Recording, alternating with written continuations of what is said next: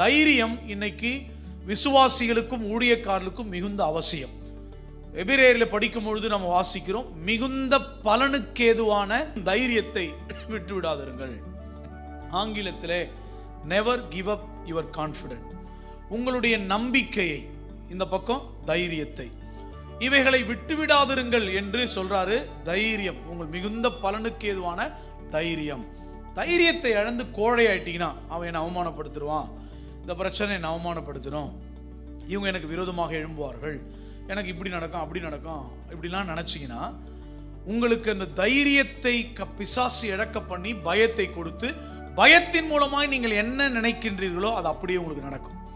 ஆனால் தைரியத்தை இழக்காமல் ஜெபிக்க ஜெபிக்க ஜெபிக்க ஜெபிக்க, இப்படிப்பட்ட ஆவிக்குரிய உபவாச கூட்டங்களிலே பங்கெடுத்து தீர்மானமாய் ஜெபிக்க, உங்களுக்கான எல்லா வாசல்களையும் ஆண்டவர் திறந்து கொடுப்பார். ஒரு ஜோர ஆமேன்னு சொல்லுங்க பார்க்கலாம். நான் பாருங்க, நிறைய அலையிறதில்ல, உட்கார்ந்த இடத்துலதே நான் காரியத்தை செய்கிறேன். இது செய்யறதுக்கு என்ன இருக்கணும்? கர்த்தருடைய கிருபை இருக்க வேணும். எல்லா ஆசீர்வாதத்திற்கும் சொல்லுங்க, எல்லா ஆசீர்வாதங்களுக்கும், நல்லா வாயை திறந்து பின்னாடி இருக்கிற எல்லாரும் சொல்லு, எல்லா ஆசீர்வாதங்களுக்கும் அஸ்திபாரம் கடவுளை தேடுதல்.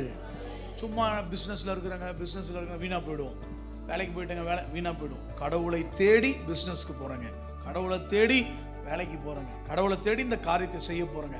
உங்களுக்கு பாருங்க, கர்த்தர் வாய்க்க செய்வார். நீங்க அலைய வேண்டிய அவசியமே இருக்காது. ஆனா முயற்சி வேறு, அலைச்சல் வேறு. அலைஞ்சினே இருப்பான். ஆனால் கர்த்தரிடத்தில் பேசுவதற்கு நான் சலிப்பு எனக்கு வரல. ரக்காப்பா சந்தூரா லாபா, ஆவியானவர் வெற்றியை தராரு, கிரியை செய்கிறார். உன் விண்ணப்பத்தை கேட்ட, உன் கண்ணீரை கண்டேன், இதோ நான் உன்னை குணமாக்குவேன். எந்தெந்த விஷயத்தில், not only body pain, health problem, அதில் இல்லை, ஆசீர்வாதம், பொருளாதாரத்தில் டம்மி ஆயிடுவேன், அதில் குணமாக்குதல் வேண்டும். நல்ல ஞானம் இல்லாமல் தோத்து போயிடுவேன், அதில் குணமாக்குதல் வேணும். குடும்பத்தை நடத்த தெரியாத அறிவு இல்லாமல் இருப்பேன், அதில் குணமாக்குதல் வேணும். கல்யாணம் கட்டி குழந்தை இருக்கு, ஆனால் ஃபேமிலி ரன் பண்ண தெரியாது, அது ஒரு வீக்னஸ், அதில் குணமாக்குதல் வேண்டும். அப்போ எல்லாத்திலையும் கர்த்தர் இதை எப்படி குணமாக்குவார்? இதை அறிக்கை செய்து முயற்சி எடுக்கும் பொழுது கர்த்தர் குணமாக்குவார்.